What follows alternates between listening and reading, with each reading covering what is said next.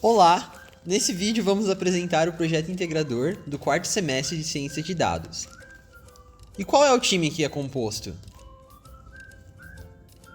O time é composto pelo Gustavo, a Júlia, Jefferson, Matheus e Thaís. Eles compõem o super time. A proposta veio da PwC e trouxe o desafio para nós. Utilizamos dados de empresas de capital aberto para fazer uma clusterização e análise de endividamento, utilizando os KNAIs das empresas de serviços financeiros, serviços médicos, eletricidade e varejistas e mercado.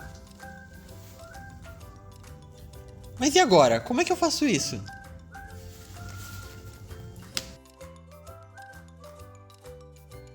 Bom, e agora o que a gente vai fazer para resolver esse problema? A gente vai utilizar essa arquitetura de dados, a qual a gente separou em 4 partes. Primeiramente, a gente tem a parte de Data Source, a segunda é a de Ingestion, a terceira é de Data Cloud Platform e a quarta é Advanced Analytics. Então, a parte de Data Source, a gente pegou os dados de mercado da API, dados de mercado, né? E pegamos os dados também da Receita Federal.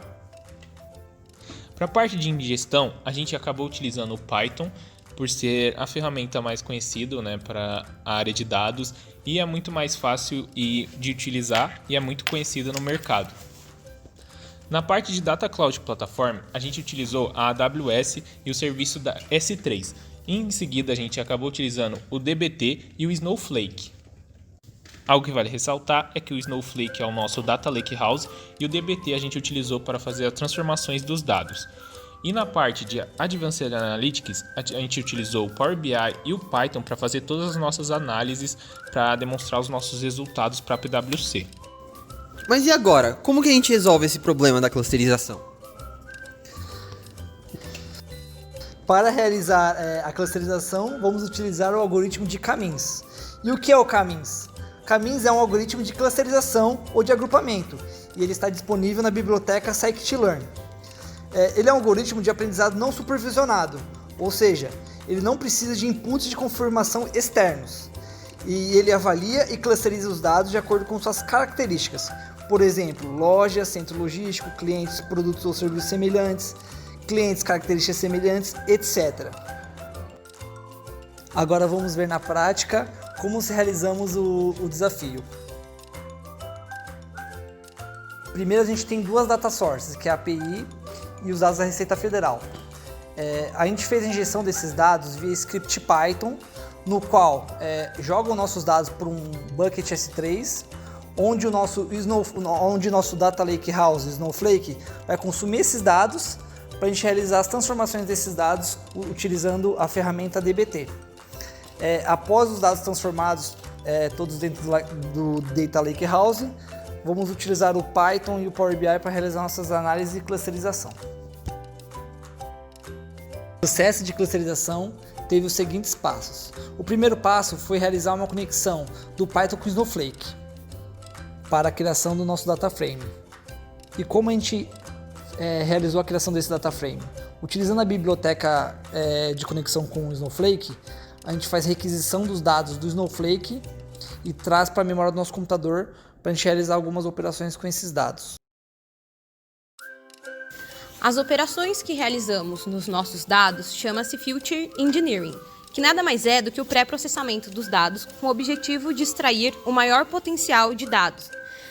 Criamos novas features, ou seja, criamos novas colunas com índices contábeis, para realizar uma análise de qual cluster apresentava o maior endividamento. Criamos colunas como, por exemplo, grau de endividamento, participação de capital de terceiros, endividamento total, tudo com esse objetivo, de identificar qual cluster era mais endividado. Vale ressaltar algo bem interessante. A participação capital de terceiros é o que apresenta a maior diferença entre os clusters. Existe uma coisa chamada Future Importance, que categoriza qual future vai ter mais peso no nosso algoritmo para fazer essa diferenciação entre os clusters, e neste caso foi a participação de capital de terceiros. Após o Feature Engineering, a gente realiza a criação de uma UDF, de clusterização. E o que é uma UDF? Uma UDF é uma User Defined Functions, que são funções externas ao Snowflake, ou seja, funções que não existem de forma nativa no Snowflake. No nosso caso, a clusterização. Não existe uma função de clusterização nativa no Snowflake, então a gente acaba criando uma através de uma UDF, utilizando a linguagem Python. Agora vamos mostrar para vocês quais foram as métricas que utilizamos para identificar a quantidade ideal de K dentro do nosso cluster. É importante lembrar que o cluster K-means, o algoritmo K-means que estamos utilizando para a realização deste trabalho é um algoritmo não supervisionado. Portanto, a criação de boas métricas para essa clusterização é fundamental para o bom êxito do trabalho como um todo. Nosso grupo optou por utilizar duas métricas, a Elbow Chart e a Silhouette Score. Dentro da nossa UDF, criamos essas duas métricas para identificar, portanto, qual seria o valor ideal de clusters K dentro da nossa database. O método do cotovelo, ou a curva de Elbow, é uma técnica utilizada para encontrar a quantidade ideal de clusters K. Esse método testa basicamente a variância dos dados em relação ao número de clusters. O valor ideal de K é aquele que tem o menor within sum of squares, e ao mesmo tempo o menor número de clusters. Chamamos de curva do cotovelo porque a partir do ponto que seria o cotovelo, não existe uma discrepância tão significativa em termos de variância. Desta forma, a melhor quantidade de clusters K seria exatamente onde o cotovelo estaria. O método do Silhouette Score contempla as duas propriedades de um bom agrupamento de clusters, que seriam clusters compactos e distantes entre si. Analisando o nosso gráfico de cotovelo, primeiramente, podemos perceber que aonde faz o cotovelo no nosso gráfico seria no número 4, portanto, subentendemos que o número ideal de clusters neste caso seria 4.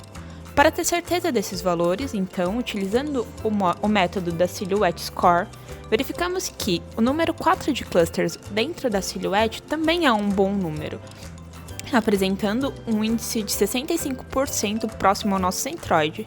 Devido a esses dois fatores, o grupo optou então por utilizar o número 4 de quantidades ideais de clusters.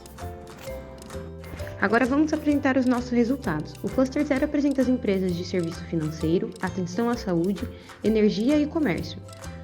Os resultados dos índices contábeis. O endividamento total do Cluster 0 é de 0,82, a composição de endividamento é 0,34, ou seja, 34% das dívidas do Cluster 0 é de empréstimos a curto prazo.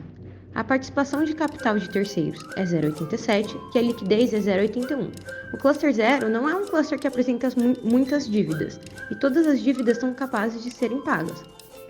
Por isso, todos os índices estão em verde. Os resultados do Cluster 1. O Cluster 1 apresenta empresas de atividades de serviço financeiro, energia e comércio. Os resultados contábeis. Endividamento total de 0,60, composição de endividamento de 0,42, participação capital de terceiro de 1,59 e liquidez corrente de 1,79. Como a participação capital de terceiros, ou seja, a quantidade de dinheiro de outras pessoas na empresa, tem uma diferença bem pequena em relação à liquidez corrente, o índice já aparece em amarelo, ou seja, é um cluster que já apresenta um pouco de dívidas, uma situação um pouco mais preocupante. Classificaríamos como médio endividado. Já o Cluster 2 apresenta as empresas de atividade de serviço financeiro, atenção à saúde, energia e comércio. Os seus índices contábeis são endividamento total de 0,69, composição de endividamento de 0,40, participação capital de terceiros de 5,4 e liquidez corrente de 1,81. A participação capital de terceiros é muito maior do que a liquidez corrente, ou seja, esse cluster já está muito endividado. É o nosso cluster mais endividado. Já os resultados do Cluster 3. Apresenta as empresas de serviço financeiro, energia e comércio. Os resultados contábeis de endividamento total 0,76, composição de endividamento 0,48, participação capital de terceiros 1,34 e liquidez corrente de 1,66. Assim como um cluster 2, ele é um cluster que apresenta médio endividamento, mas ele apresenta uma diferença significativa. O cluster 3 não apresenta as empresas de atenção à saúde, assim como o cluster 1, que era o médio endividado. Agora vamos ver um ranking dos clusters mais endividados. Em primeiro lugar, o cluster 2, que era o que apresentava a maior participação de capital de terceiros. Em segundo lugar, o cluster 1 e em terceiro lugar, o cluster 3. O cluster 0 não aparece nesse ranking, pois era um cluster que não tinha dívidas preocupantes.